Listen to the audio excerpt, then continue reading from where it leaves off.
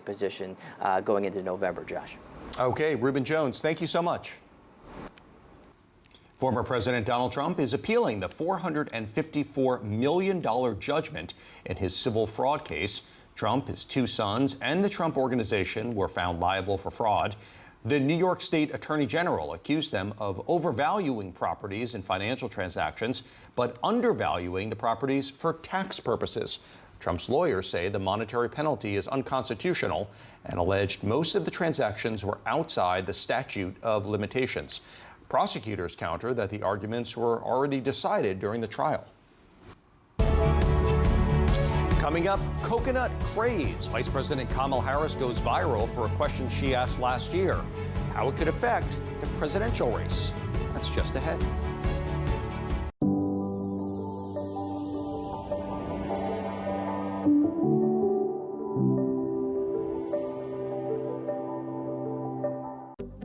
Spectrum News Plus, news from a new perspective, dedicated to refreshing storytelling and empowering communities across the nation. With balanced reporting, providing real context and in-depth coverage 24 hours a day. Here's a look at your forecast across the country. Local stories, connecting communities. We are Spectrum News Plus. Streaming now on the Spectrum News app and free with your Spectrum subscription.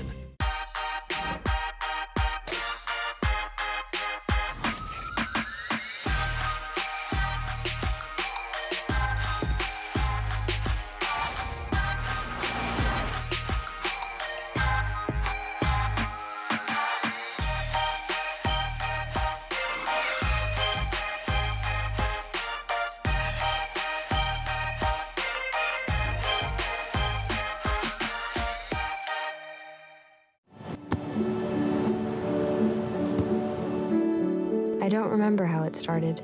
Go to that. Our back and forth. It always came back. Dad! You probably don't remember what you told me, That was perfect. but I heard every word.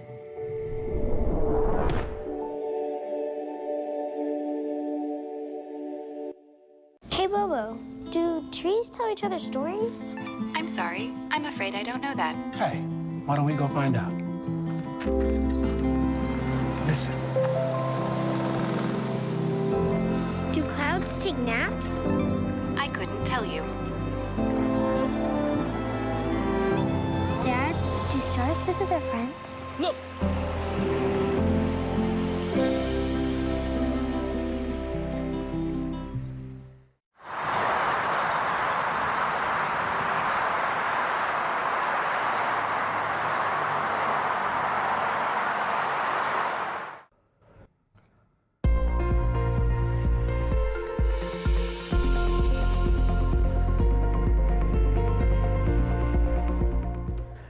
While parts of the southern plains and the East Coast deal with flooding, we could use some rain here on the western half of the country where we have heat and fire to deal with.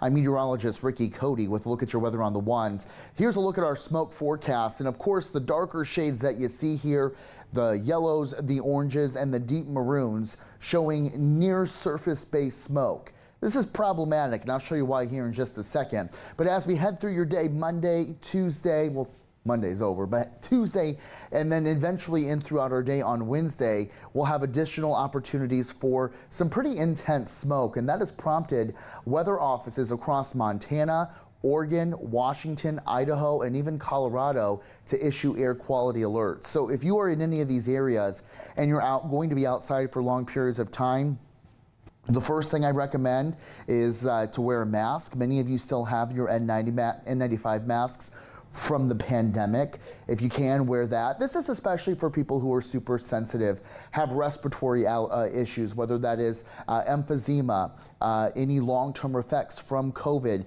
This could be problematic because the smoke isn't going anywhere anytime soon. And essentially what's happening is you have some elevated thunderstorms out here across this part of the country. And while there may be some rain, it evaporates before it hits the ground, and we call that virga. And you have lightning that does reach the ground and it sparks wildfires. And that's that's again a concern today and into our day tomorrow as well. To add insult to injury, heat alerts are once again posted. Heat advisories and excessive heat warnings for parts of the northern plains and then as far south as Southern California. Temperatures this afternoon ranging from 111 in Redding, California, 95 San Jose, Bakersfield hits 112, Phoenix at 112, 101 my forecast today across Salt Lake City. High pressure remains in control. It's going to be as we get towards the latter half of the week that this thing will start to shift back to the south. So again, some intense heat ongoing, and then you can see a bit of a dip here as we get towards Friday, and that will be hopefully some reprieve for us. But the heat, it's going to set some records or at least possibly tie it. Billings, Helena, Grand Junction, Palmdale all in record territory tomorrow.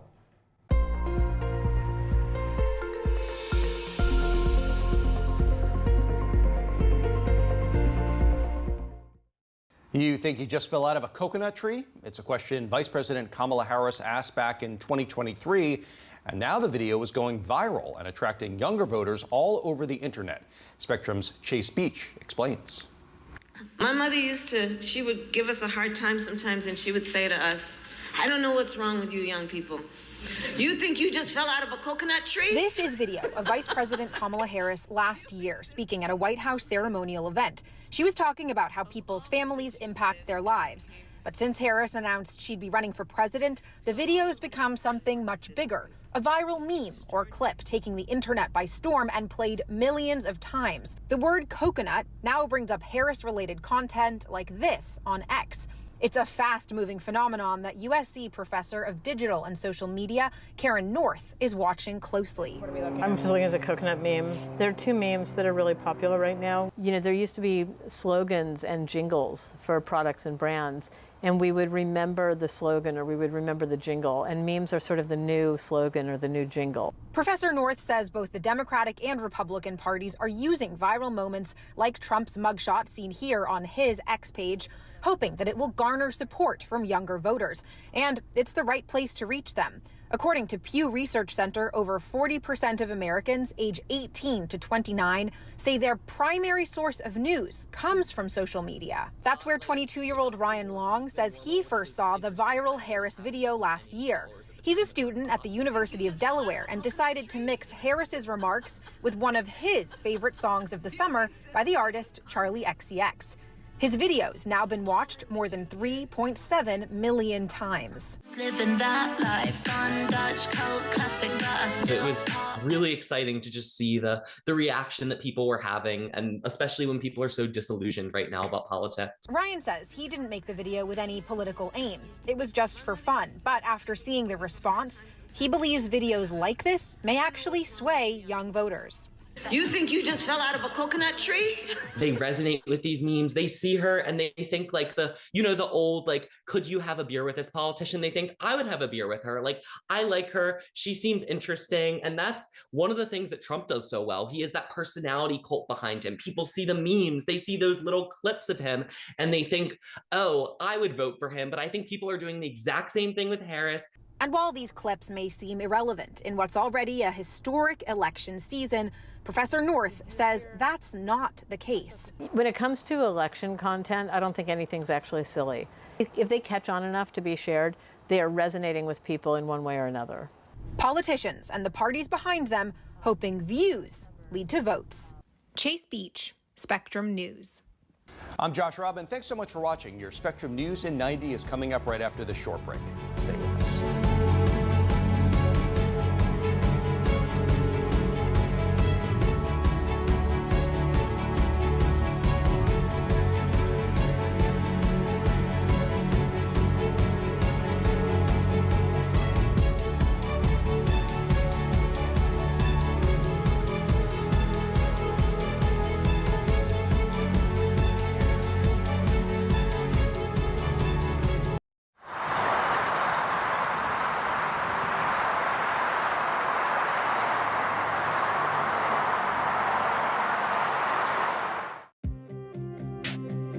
The 2024 election will decide who leads our nation and the balance of power in Congress, impacting all of us.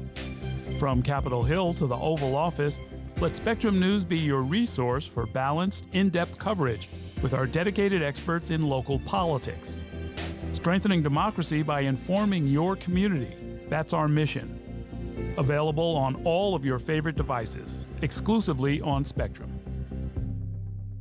At Spectrum, our workforce of over 100,000 employees are all located right here in the U.S. You can find them in our stores, in the field, and in our call centers with 100% U.S.-based customer service. Our team works hard to provide the towns, cities, and neighborhoods they live in with the reliable services that everyone counts on, making us one of America's most trusted companies. We're Spectrum, creating jobs and opportunities across the country, and proud to be 100% U.S.-based.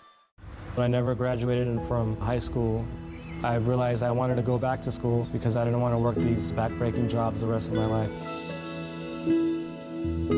With the help of my father and having my son, that was all the motivation that I needed to come back to school. I felt accomplished, made me feel that I could take on whatever challenges life throws at you. Find free adult education classes near you at finishyourdiploma.org. My mother was always very familiar with her neighborhood, but one day she stopped at the stop sign for much longer than usual. And she didn't know whether she should go forward or turn, and she wasn't even really sure where she was at. It was very unsettling for her. I felt so much better after my son told me, "Mom, I don't want you to worry or be afraid. I'll be there for you, and we'll figure it out."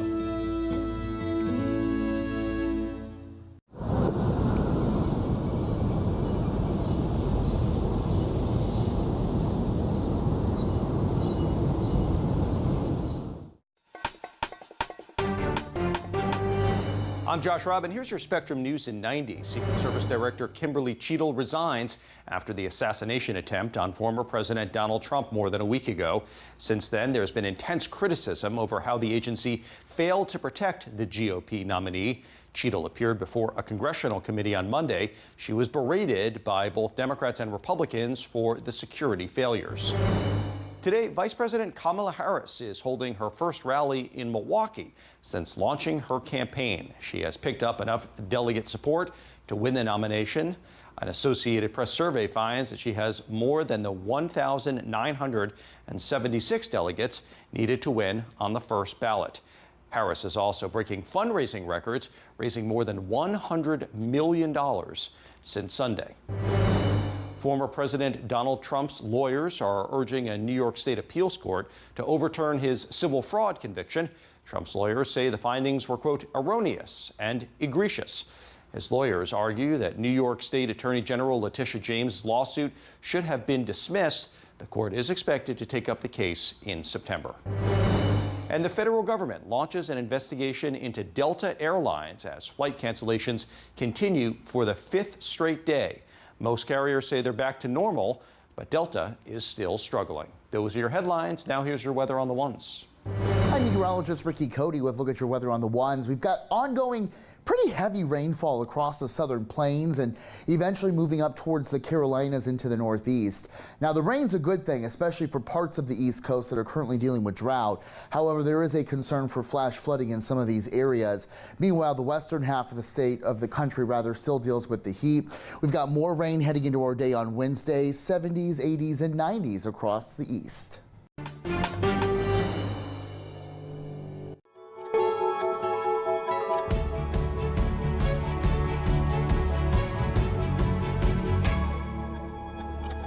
Good day, I'm Josh Robin. Thanks so much for watching Spectrum News. Our top story, there has been a shakeup at the top of the Secret Service after that assassination attempt on former President Donald Trump. Today, Secret Service Director Kimberly Cheadle announced her resignation. She faced a barrage of criticism at a heated hearing on Capitol Hill on Monday, and now questions are swirling over who will replace her.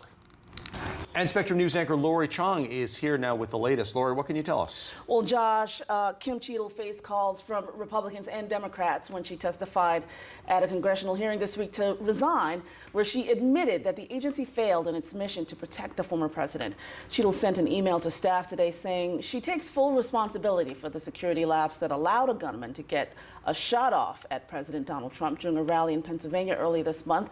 Frustrations with Cheadle grew during that hearing on Monday, where lawmakers sought answers, demanding to know how the shooter was able to access a rooftop within striking distance of where Trump was speaking.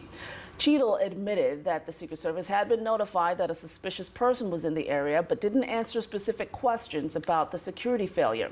President Biden thanked her for her service in a statement saying, quote, "As a leader, it takes honor, courage, and incredible integrity to take full responsibility for an organization tasked with one of the most challenging jobs in public service." Well, Cheadle's resignation comes just hours after House leaders announced a bipartisan task force to investigate the assassination attempt.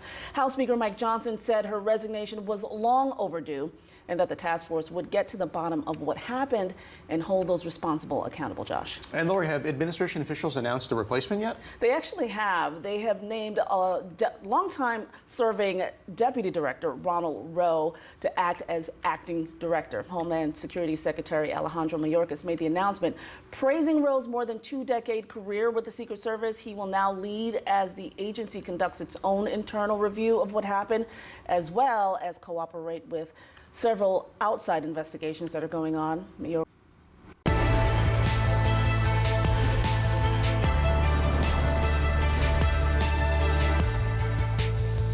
Good afternoon, I'm Josh Robin. This is a Decision 2024 special report here on Spectrum News. Vice President Kamala Harris is campaigning in Milwaukee right now as she is the front runner for the Democratic presidential nomination. Let's listen in.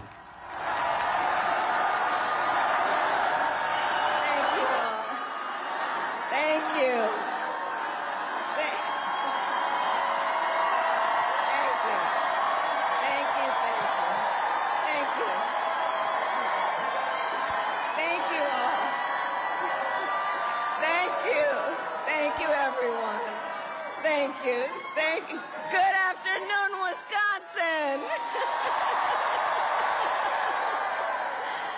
Good afternoon, everyone. Thank you. It is good to be back. Thank you all very much.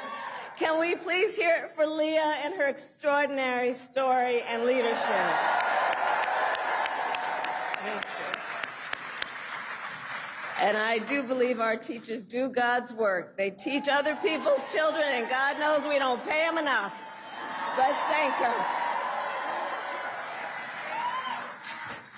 And it is so good to be here and be back with so many extraordinary leaders, including my friend, the great governor of Wisconsin, Tony Evers.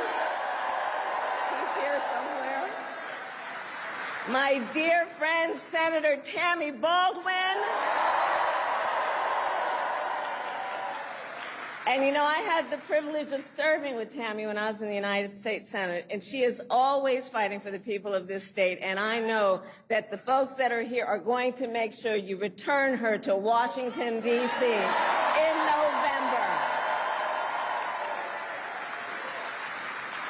Yes, we are going to elect her back to Washington, D.C. It is so good to be here also with Lieutenant Governor Sarah Rodriguez, Attorney General Josh Cole, Wisconsin Secretary of State Sarah Godlewski, County Executive David Crowley, Mayor Cavalier Johnson, and the great State Party Chair Ben Wickler, who I have worked with. Ben, you and I have been working together for years, and I can attest he knows how to build the infrastructure that delivers wins up and down the ballot. Thank you, Ben.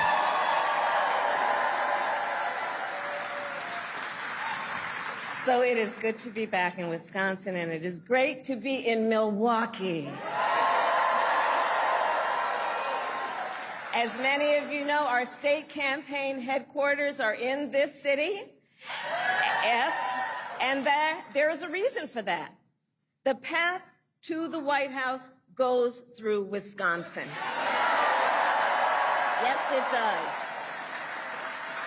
And to win in Wisconsin, we are counting on you right here in Milwaukee. And you all helped us win in 2020. And in 2024, we will win again. Yes, we will. So, Milwaukee, I want to start by saying a few words, and I could really speak at length, but a few words about our incredible President Joe Biden.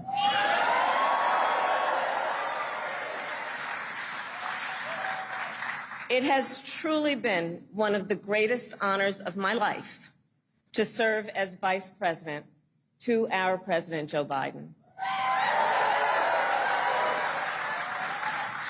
Joe's legacy of accomplishment over his entire career and over the past 3.5 years is unmatched in modern history.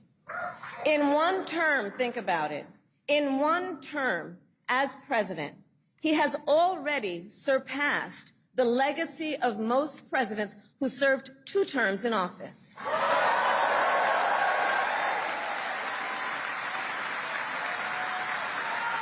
And I know we are all deeply, deeply grateful for his continuing service to our nation. And it is my great honor to have Joe Biden's endorsement in this race.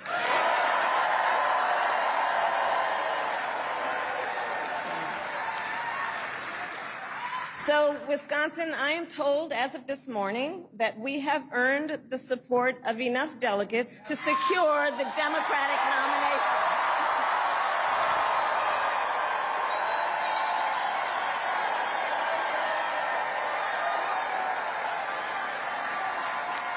And I am so very honored, and I pledge to you I will spend the coming weeks continuing to unite our party so that we are ready to win in November.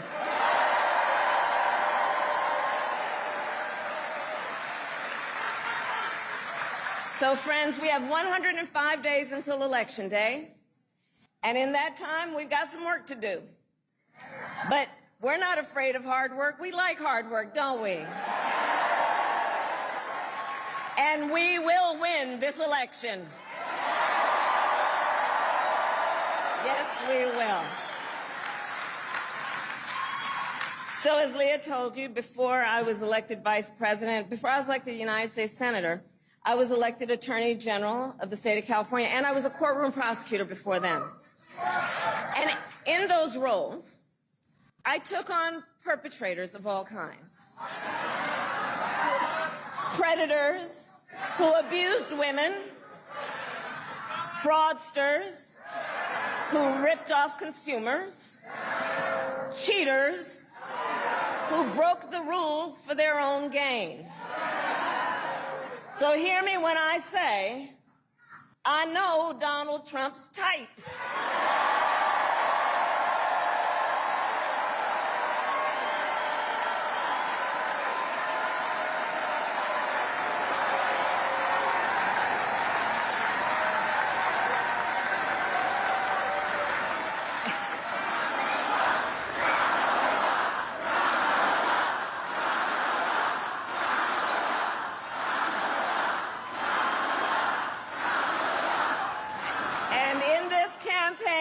I promise you, I will proudly put my record against his any day of the week.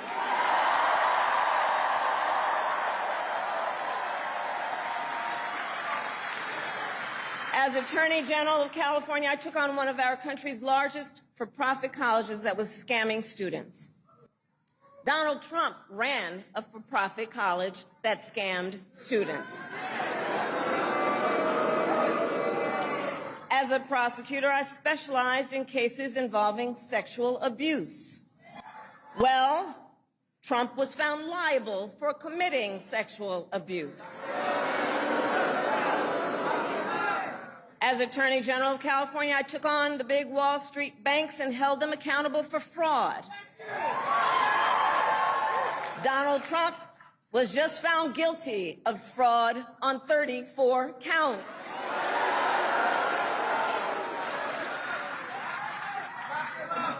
But let's also make no mistake, this campaign is not just about us versus Donald Trump. This campaign is about who we fight for. This is about who we fight for. Just look at how we are running our campaigns. So Donald Trump is relying on support from billionaires and big corporations. And he is trading access in exchange for campaign contributions. A couple of months ago, you all saw that a couple of months ago at Mar-a-Lago, he literally promised big oil companies, big oil lobbyists, he would do their bidding for $1 billion in campaign donations. On the other hand, we are running a people-powered campaign.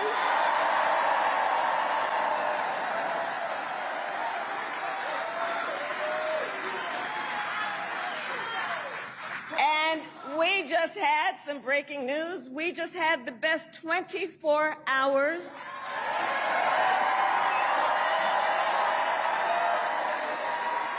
of grassroots fundraising in presidential campaign history. All right?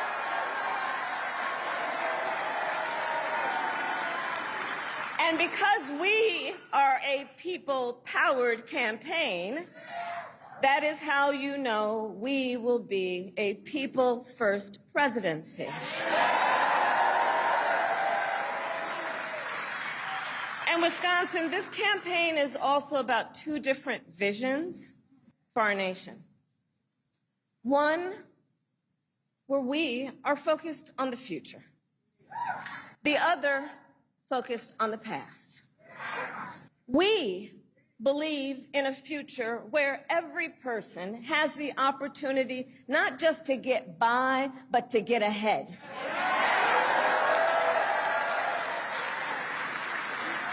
A future where no child has to grow up in poverty. Where every worker has the freedom to join a union.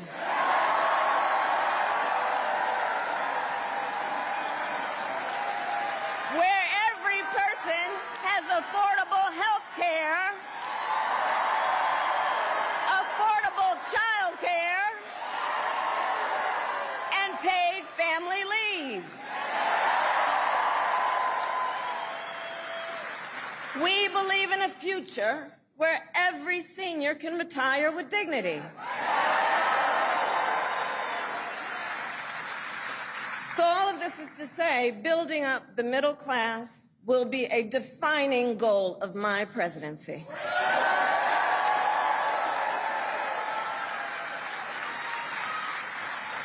Because here's the thing we all here, Wisconsin, know. When our middle class is strong, America is strong.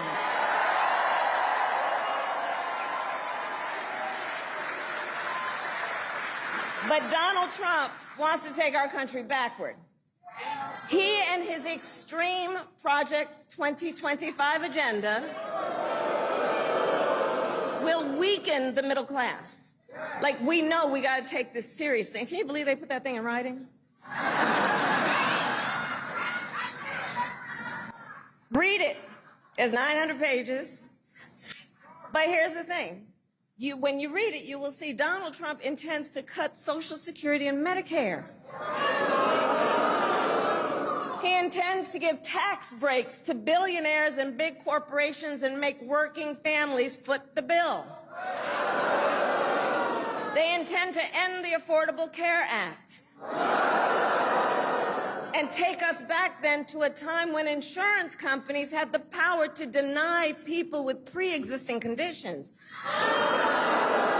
Remember what that was like? Children women with asthma, women who survived breast cancer, grandparents with diabetes. America has tried these failed economic policies before, but we are not going back. We are not going back. Not going back. We're not going back. We are not going back.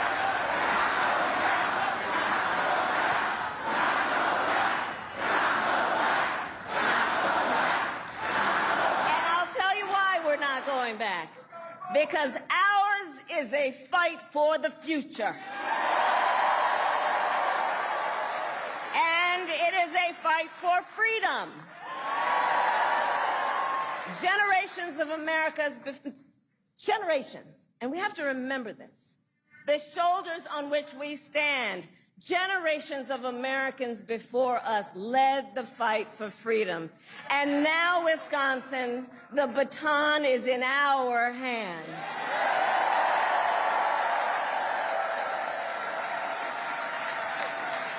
We who believe in the sacred freedom to vote will make sure every American has the ability to cast their ballot and have it counted. We who believe that every person in our nation who should have the freedom to live safe from the terror of gun violence will finally pass red flag laws, universal background checks, and an assault weapons ban.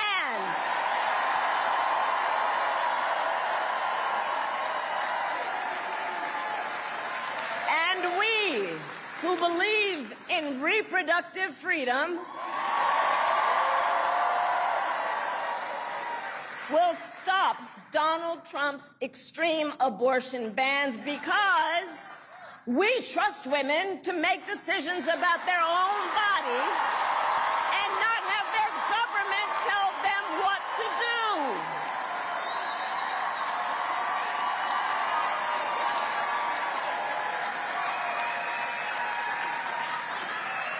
And when Congress passes a law to restore reproductive freedoms as President of the United States, I will sign it into law.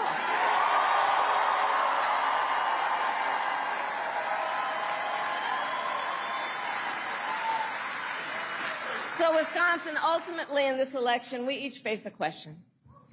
What kind of country do we want to live in? A country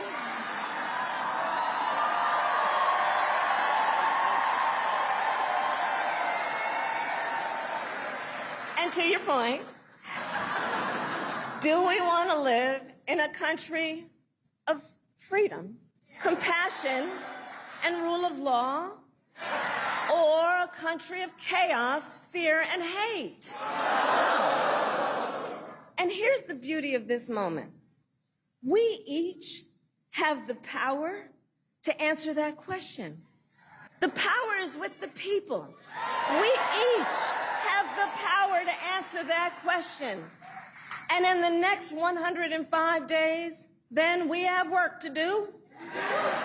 We have doors to knock on, we have phone calls to make, we have voters to register, and we have an election to win.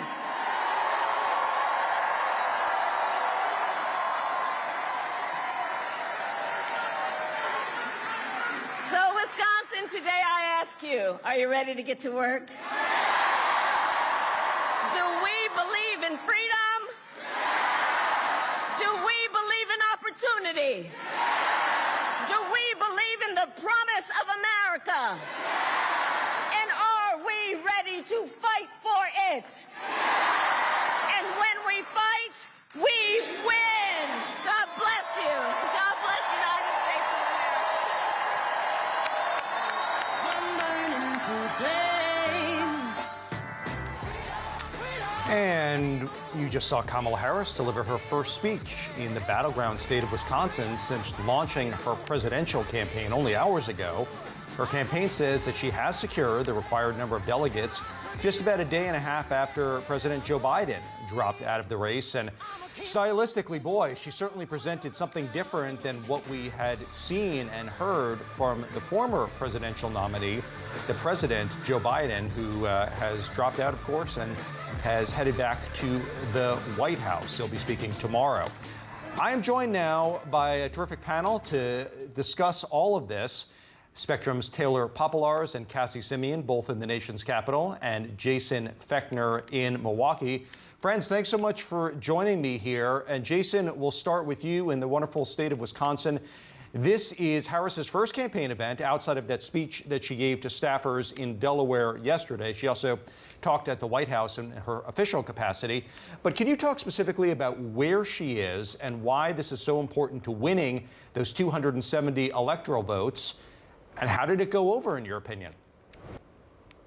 Well, of course, Josh, great to see you. You were just here for the RNC a matter of days ago. She's at West Allis Central High School right now. And a little bit of background on this. They had previously announced that she would be coming to Wisconsin today. This was last week during the RNC for a campaign event for Biden and Harris. They kept the date on the calendar after everything went down this weekend. And apparently at some point late last night, they called the custodial staff there at West Allis Central and said, hey, we're going to have a presidential rally on Tuesday there with Kamala Harris, and we have more than 3,000 people who have RSVP'd. We outgrew the venue that we planned to hold this in.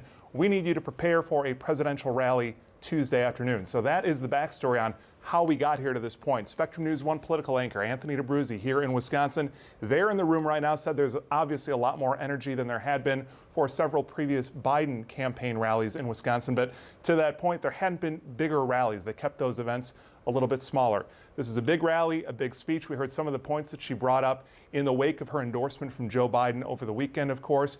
A lot of those themes. And the one that really stuck out to me was when she said, "We are not going back.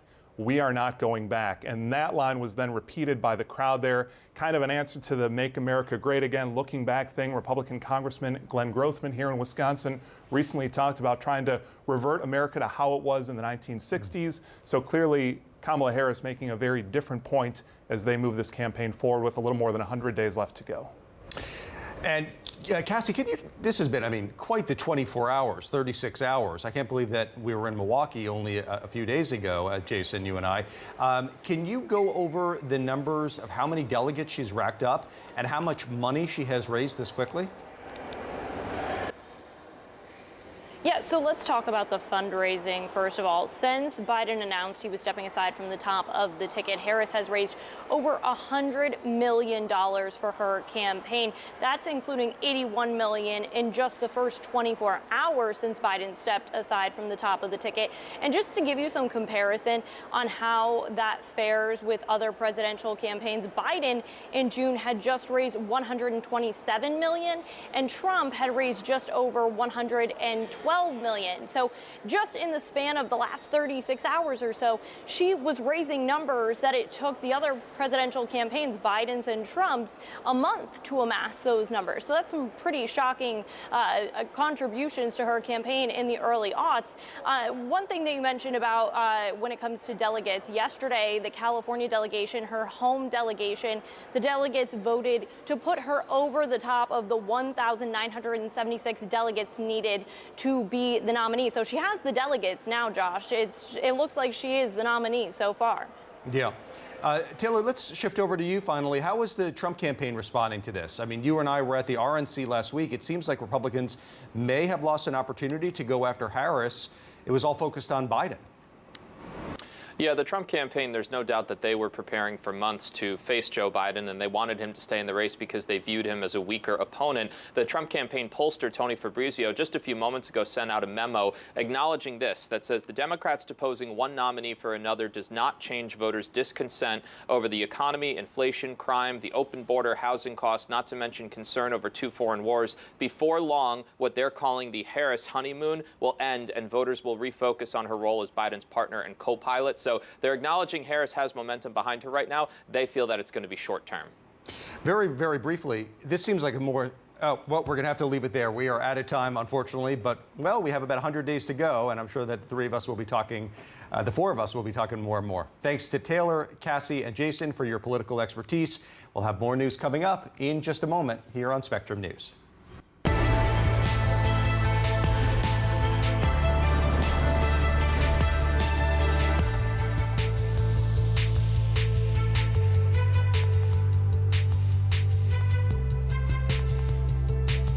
Spectrum News Plus.